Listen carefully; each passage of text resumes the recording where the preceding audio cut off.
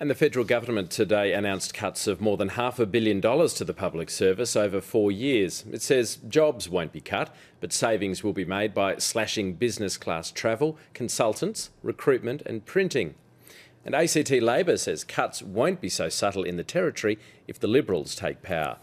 It says they'll take the axe to public service jobs. However, the opposition has guaranteed no jobs will go if they win the poll. Anna Morizot reports. Labor and the Greens plan to triple your rates. Countering what it calls a Liberal lie, Labor is running its own scare campaign, and it's struck a chord. Jobs, jobs, jobs. That's, the biggest issue to our members. At an election forum hosted by the CPSU today, Labor continued to argue that the only way the Liberals can fund their promises is by taking the axe to the public sector.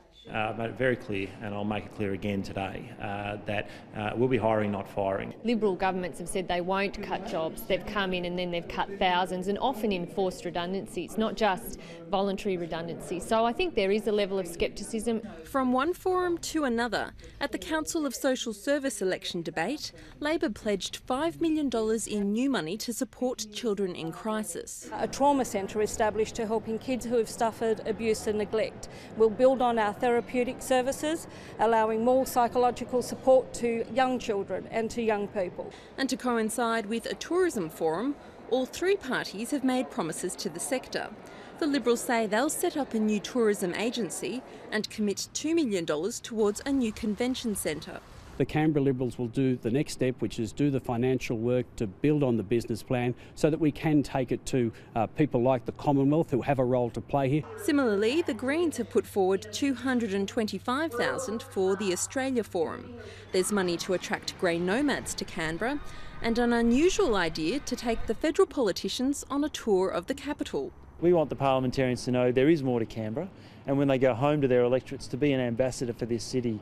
Labor was out in force promising a $12 million tourism package, although some of that money has already been announced. Contributes $1.3 billion to the Territory economy. So it's an important sector. We recognise the need to make this investment. As the cash continues to be splashed around the city, the Greens are the only party to date to have their election promises scrutinised by Treasury. I've signed off 2 of them, so they should be on their way to Treasury. I did that yesterday, and I think there's probably another 10 or so that I'm going to sign off today. Provided we can be satisfied that there won't be the kind of political interference we saw in the last election, then yes, we will be submitting our costings to Treasury. But with 25 days until the poll, time is running out. Anna Morizot, ABC News, Canberra.